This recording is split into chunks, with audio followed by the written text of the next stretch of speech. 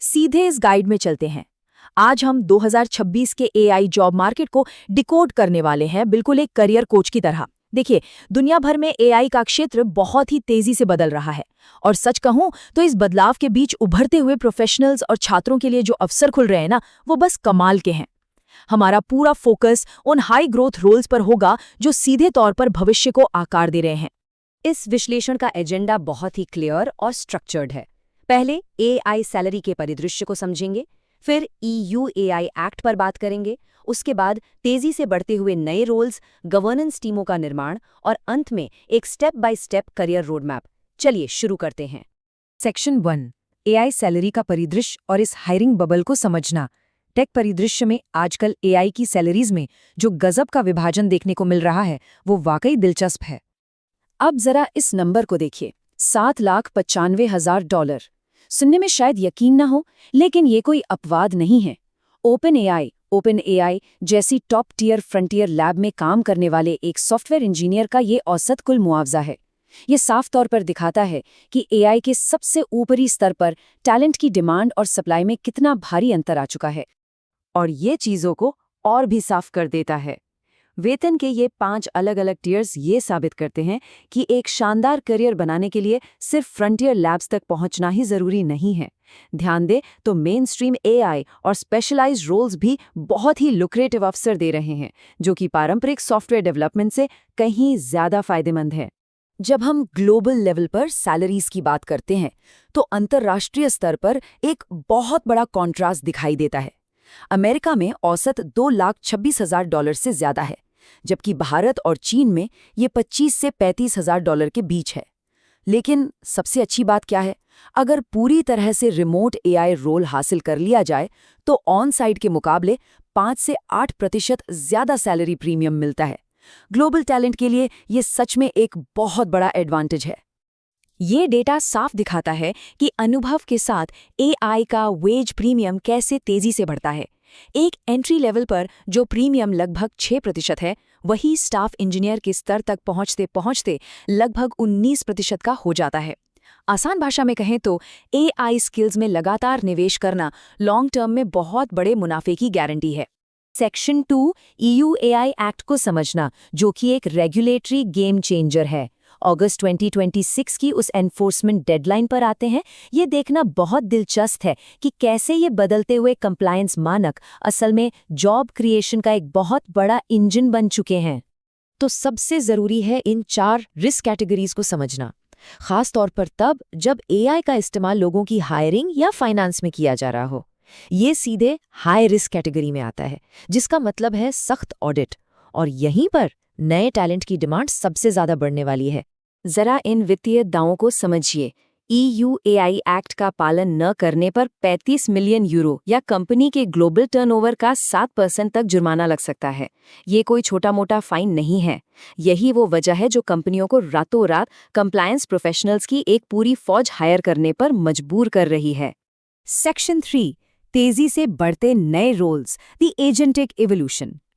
आइए उन तेजी से ग्रो करने वाले रोल्स की बात करते हैं जो एंटरप्राइज एआई अडॉप्शन की अगली बहुत बड़ी लहर लाने वाले हैं।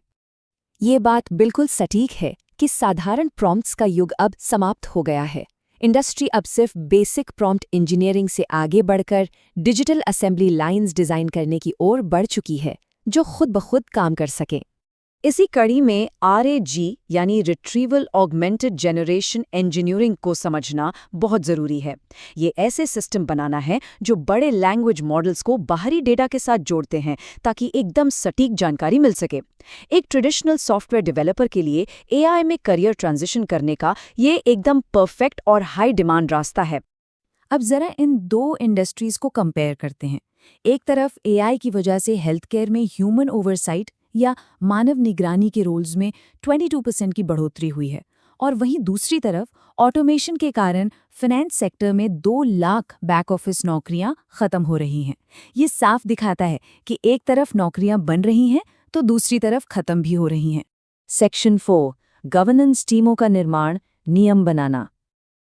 अब बात करेंगे कि बड़े organisations high risk AI systems को संभालने के लिए अपनी इंटरनल टीमों का स्ट्रक्चर कैसे तैयार कर रहे हैं। कंपनियां एक बहुत ही सॉलिड एआई गवर्नेंस फ्रेमवर्क बनाने के लिए ये 4 स्टेप्स फॉलो कर रही हैं। पहला, इंटरनल एआई इन्वेंट्री का जायजा लेना। दूसरा, EU एआई एक्ट के हिसाब से रिस्क को मैप करना। तीसरा, क्रॉस फंक्शनल रिव्यू बोर्ड बनाना। और चौथा, लगातार मॉडल वैलिडेशन लागू करना। ये बिल्कुल यही प्रोसीजर है जो आज के डेट में टॉप कंपनियां अपना रही हैं। अब इन जॉब टाइटल्स पर गौर कीजिए। AI compliance officer, governance lead, risk analyst. इनमें डीप मशीन लर्निंग कोडिंग से कहीं ज्यादा रेगुलेटरी एनालिसिस और स्टेक होल्डर कम्युनिकेशन की जरूरत होती है। मतलब बिना हार्डकोर कोडिंग के भी यहाँ बहुत बेहतरीन करियर मौजूद हैं। ये डेटा तो सच में बहुत ही कमाल का है। देखिए कैसे डुअल डोमेन एक्सपर्टीज से सैलरी में उछाल आता है। अगर कोई प्रोफेशनल प्राइवेसी कंप्लायंस के साथ एआई गवर्नेंस को भी जोड़ लेता है तो सैलरी में सीधे लगभग $47,000 का प्रीमियम देखने को मिलता है। Section 5, step by step career roadmap action plan. चलिए अब इन सारी बातों को समेटते हुए छात्रों के लिए एक बहुत ही स्ट्रक्चर्ड लर्निंग रोडमैप तैयार करते हैं ताकि इस बूमिंग मार्केट में अपनी जगह पक्की की जा सके।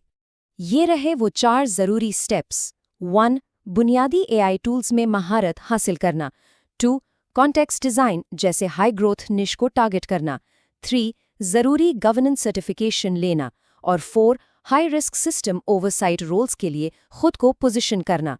ये रोड मैप आपकी फाउंडेशनल लर्निंग को एक फ्यूचर प्रूफ करियर में बदलने का सबसे सटीक तरीका है। इन एंट्री लेवल स्किल्स को देखिए।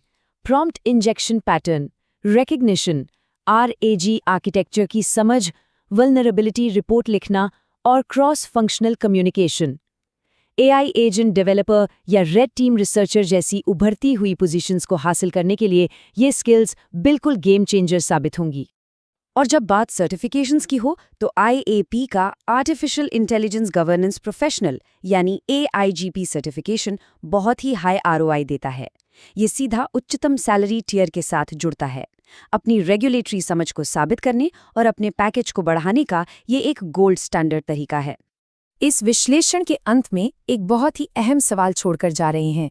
क्या भविष्य के एंटरप्राइज AI सिस्टम निष्क्रिय यूजर्स के जरिए आकार लेंगे या फिर सक्रिय आर्किटेक्ट्स द्वारा चलाए जाएंगे? 2026 की इस AI इकोनॉमी में खुद को एक रणनीतिक आर्किटेक्ट के रूप में देखने का समय आ गया है। इस गाइड में जुड़ने के लिए बहुत बहुत धन्यवाद।